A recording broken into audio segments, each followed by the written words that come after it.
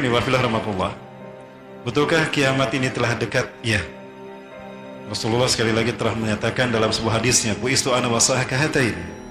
Jarak diutusnya aku dengan kejadian kiamat seperti jari tengah dan jari telunjuk. Beliau agak merenggangkan sedikit. Ini 14 abad yang lalu. Lalu bagaimana dengan kita? Ya, kita tentu berada di pintu gerbang kiamat. Saya yakin kita berada di pintu gerbang kiamat.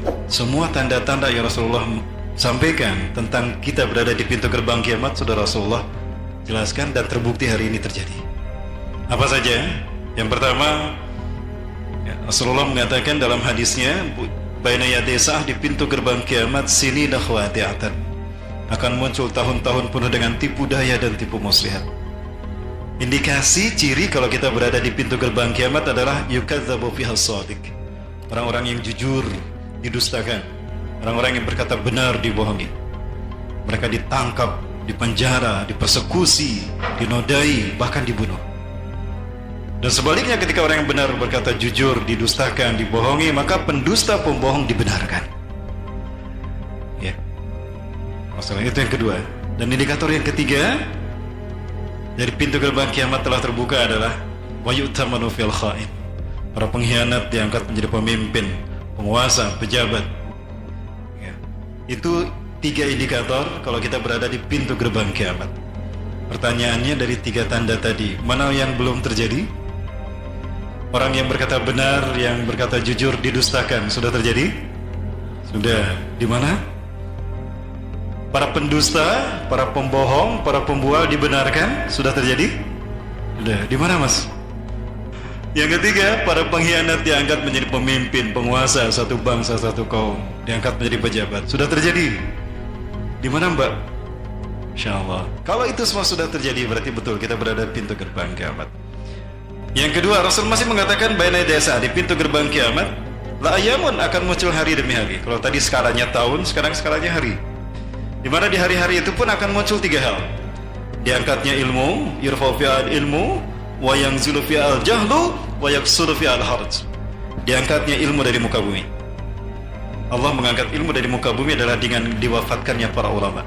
Inna Allah la yarfa'ul ilma minad dunya irtifa'an aw iktizan mubasharatan.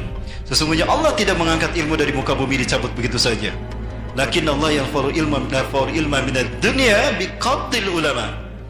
Allah mencabut ilmu dari muka bumi adalah dengan wafatnya para ulama-ulama yang lurus, ulama-ulama yang sesuai dengan Quran Sunnah, yang ada dalam manhaj nubuwah. Dibunuh, diwafatkan, dibunuh karakternya, dipersekusi dan segala macamnya. Ini pun sama. Maka ketika ulama-ulama yang lurus banyak yang wafat, dibunuh, bahkan dipersekusi, maka yang muncul di tengah-tengah umat adalah ulama-ulama yang yang Rasulullah SAW gambarkan dalam hadis Huzaifah bin Yaman. Ciri-ciri mereka, yahduna bi ghairi hadi wastanuna bi ghairi sunnati. Mereka memberikan petunjuk bukan dengan Quran, bukan dengan petunjukku, Quran. Wa yastanuna bi ghairi sunnati, dan mereka memberikan sunnah bukan dengan sunnahku. Ya, itu ciri-ciri mereka. Maka ketika ulama-ulama seperti ini yang muncul, yang memberikan petunjuk bukan dengan Quran tapi dengan ra'yu mereka, memberikan sunnah bukan dengan sunnah Rasulullah SAW, maka yang terjadi adalah kejahilian di muka bumi. Yang jahlu, orang berbuat tidak memperhitungkan hak dan batil, tidak berpikir pahala dan dosa, tapi sesuai dengan hawa nafsu. Dan yang ketiga, yaksuru fi al-haraj, dan banyaknya al-haraj di mana-mana. Para sahabat bertanya, wa ma huwa al-harju ya Rasulullah? Apakah al-haraj itu ya Rasulullah? Al-harjuhu al-qatlu, pembantaian. Bismillahirrahmanirrahim. 3 hal ini juga sudah terjadi kan? Sudah terjadi. Ini menunjukkan kita benar-benar berada di pintu gerbang kiamat. Berikutnya kita lihat sebuah hadis dari Rasulullah SAW. Dan ini terkait dengan percakapan Rasulullah dengan seseorang yang menjadi tamu beliau suatu hari. Umar bin Khattab menyampaikan hadis ini. Ini ada di dalam Sahih Muslim, ya, dalam Kitabul Iman kalau tidak salah. Hadis yang pertama, Umar bin Khattab berkata, bainama nahnu 'inda Rasulillah sallallahu alaihi wasallam julusan. Ketika kami berada bersama Rasulullah SAW dalam satu majelis, ittala alaina rajulun, tiba-tiba muncul kepada kami seorang laki-laki, syadidu sawadi sya'ar, hitam mengkilau rambutnya. Para sahabat kagum dengan kehadirannya. Wa syadidu bayadi thiyab, putih cemerlang pakaiannya. Wala dara minhu min athari safar, tidak terlihat bekas perjalanan jauh pada wajahnya. Seolah-olah dia tidak pernah melakukan perjalanan jauh.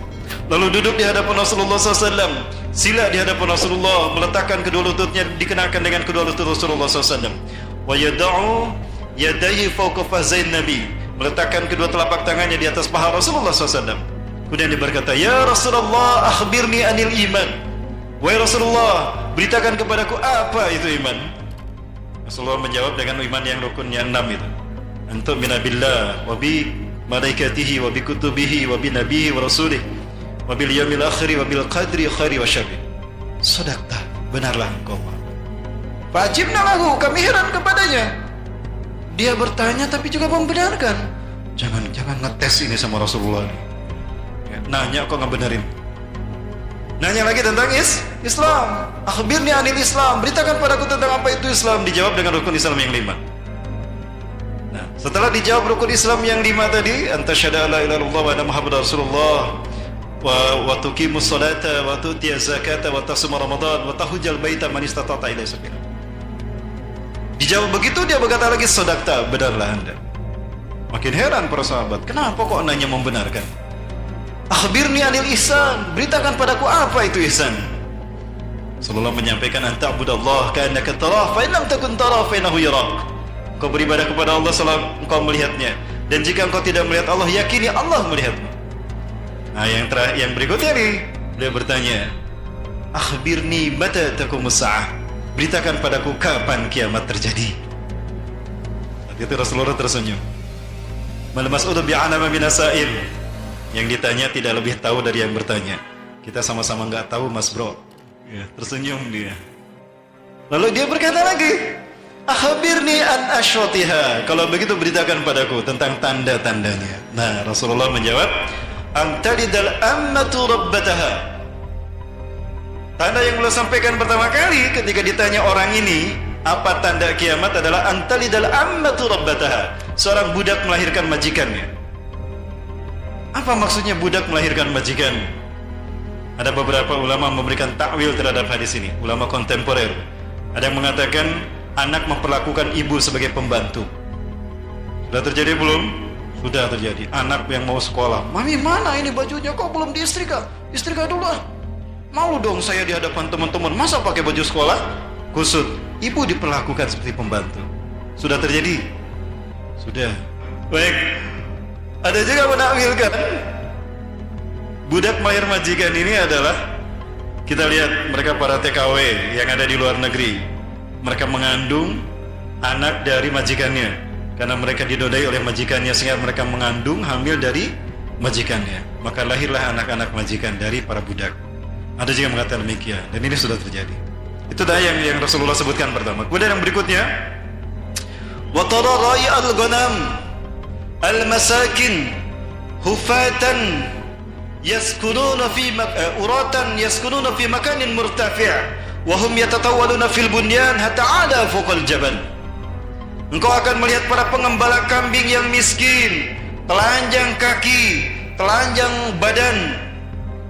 Mereka mengembalakan kambing, mereka akan tinggal di gedung-gedung bertingkat, dan mereka akan berlomba-lomba mendirikan bangunan hingga tinggi mengalahkan tingginya gunung. Sudah terjadi belum yang satu ini? Sudah juga. Di mana? Di Arab Saudi. Rabb Allah. Ini adalah Mekah zaman dulu, di zaman Nabi Ibrahim. Gambarannya seperti ini. Wadin gharidis ghairu dzar ini namaitika muharram. Satu lembah yang tidak ada kehidupan sama sekali.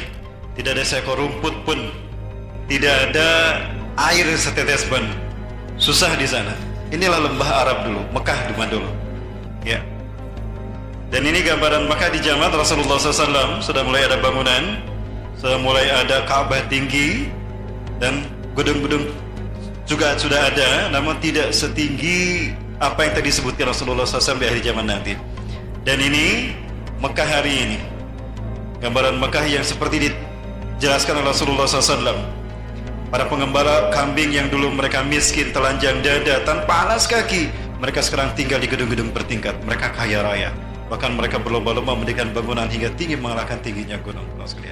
Dan ada yang menarik di sana disebutkan oleh Rasulullah SAW, yaitu bayang-bayang asah menutup Ka'bah. Tanda kiamat telah dekat apabila kamu melihat bangunan yang tinggi, lebih tinggi dari Ka'bah, lebih tinggi dari Masjidil Haram, dan As-Sa'ah di sana menutup Ka'bah. Waktu pertama saya membaca hadis ini, saya belum begitu paham apa maksud Rasulullah SAW bayang-bayang As-Sa'ah menutup Ka'bah. Begitu berdiri Zamzam Tower, saya baru paham ini yang dimaksudkan oleh Rasulullah SAW.